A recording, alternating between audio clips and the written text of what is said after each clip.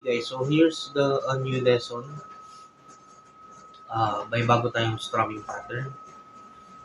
And then, tuturo ko kayo ng bagong song. So, yung bagong song is, yung title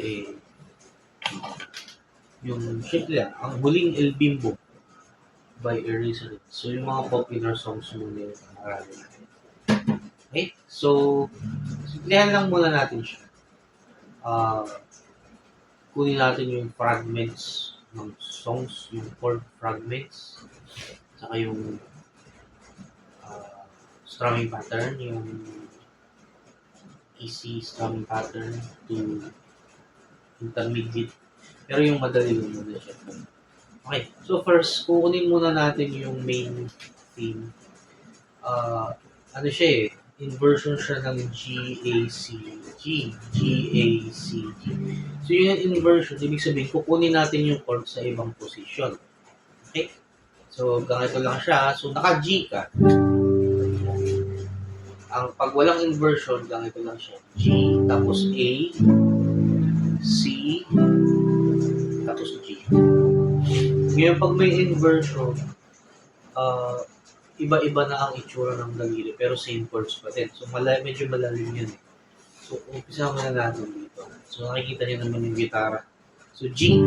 Yung forma ng G, ililipat niyo siya sa pang-limang fret. So, pag nalipat niyo sa pang-lima, ito yun na yung point of origin, yung second finger sa third and fourth.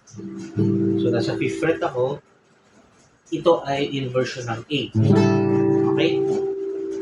So, again, from G, pumunta ako sa A, inversion ng A, pang-lima. Okay? And next is inversion ng C. Okay? So, si inversion ng C ay nasa pang-walo. Pang-walo. So, ito na, itong G nasa sa pangatlong fret eh. Tapos pang-limang fret. Tapos pang-walo. Pero notice yung G chord ko hindi nagbabago. Diba? So, yung chord niya sa introduction at saka sa chorus to, introduction sa chorus. G, A, C, G. Okay? So, ganun lang. Alright. So, next, strumming pattern. So, gamitin ko muna yung left hand sa G. Ngayon yung strumming pattern nyo, bago to ha. Hindi pa natin na-take up sa klase, pero in advance ko na para maaralin yung on your own. So, malaking achievement din pag nakuha nyo itong strumming pattern na to kasi mostly ng mga songs na sikat na pop ay ginagamit itong strumming pattern na ito. Okay, so ganito siya.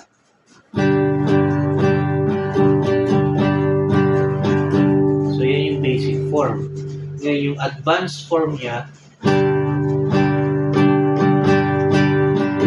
okay, so dalawang type ng strumming pattern. So papagalan ko, basic,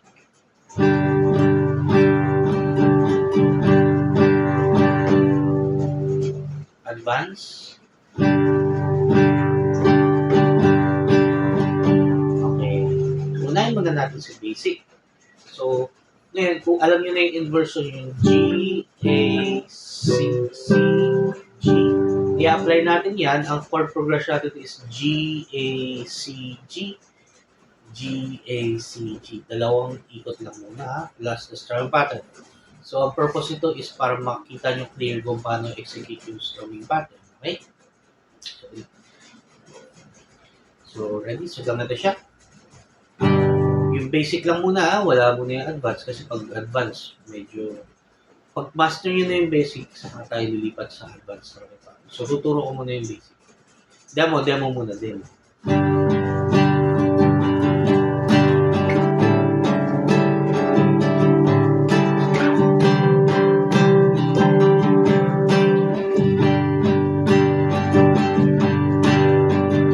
Ulit.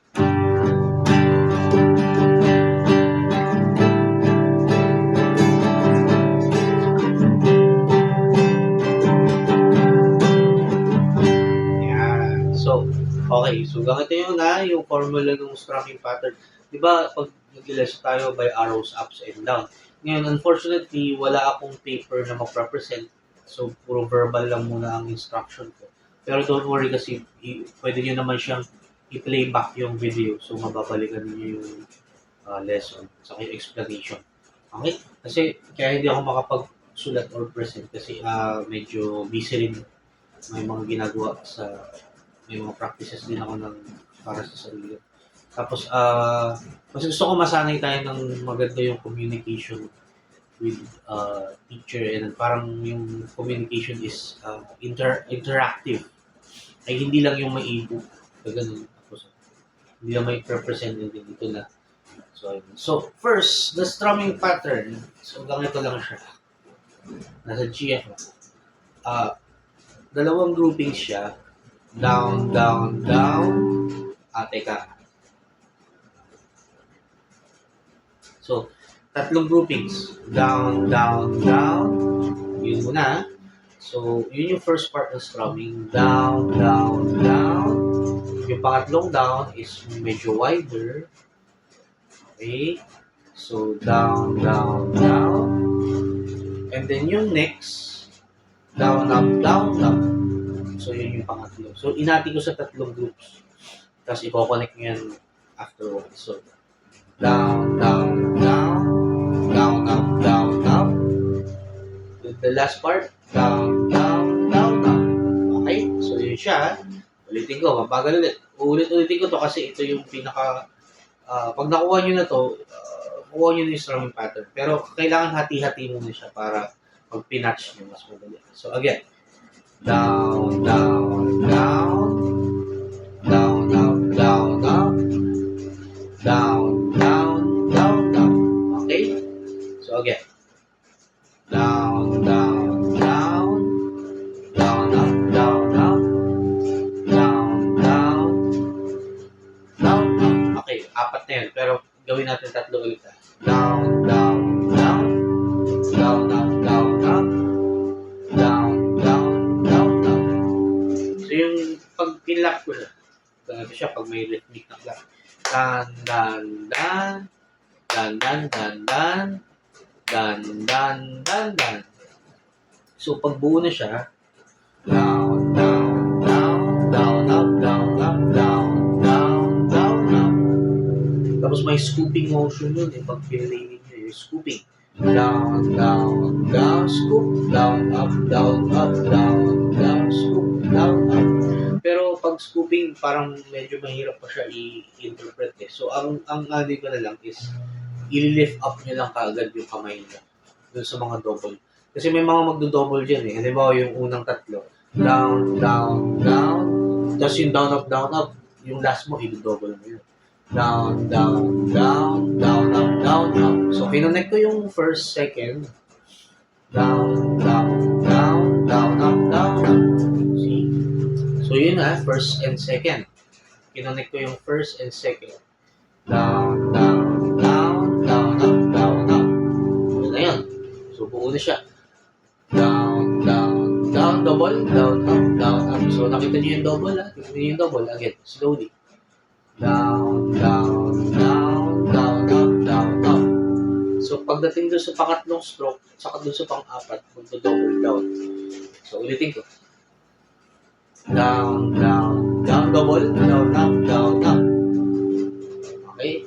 So, yun siya. Ngayon, kukonect ko na yung pangatlo.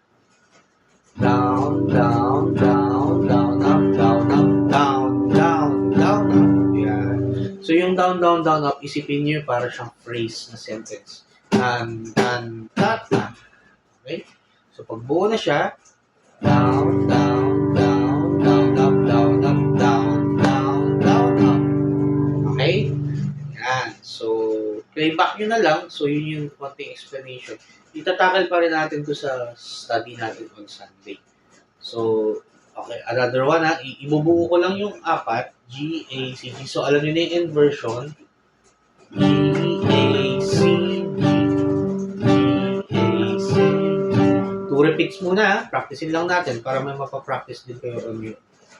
Ito na yung actual with verbal na down, down, down. yung strokes, isasabihin ko sa bibig. Down, okay, ready? Ready?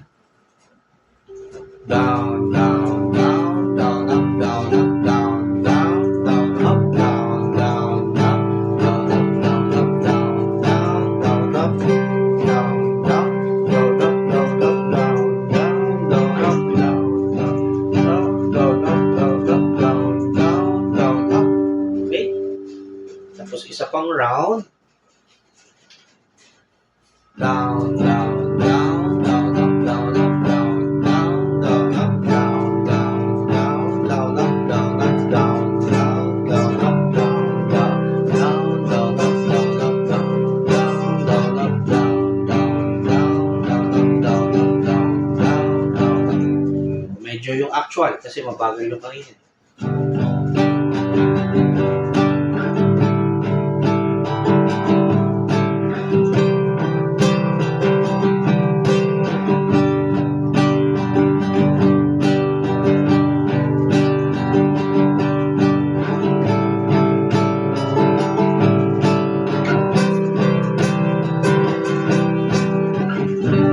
Okay, so yun lang siya.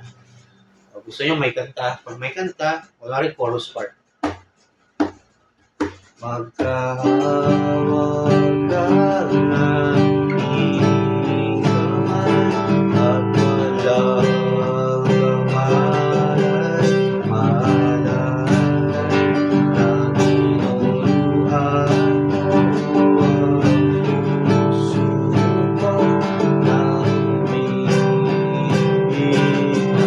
ng sunod. Magkahawag ka na, di ka man,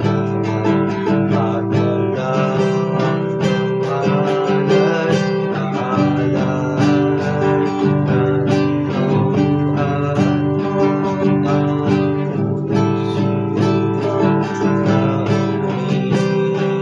puso ko na umibig ng Nice. So, yeah.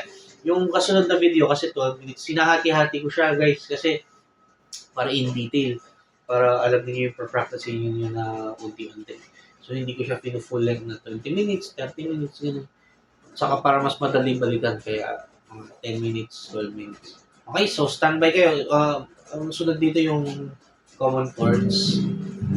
Tapos may refrain part. So, yun yung isusunod ko. Tapos, panibagong chord progression or kanta siguro. So, standby lang kayo. Marami pa akong i-send sa inyo.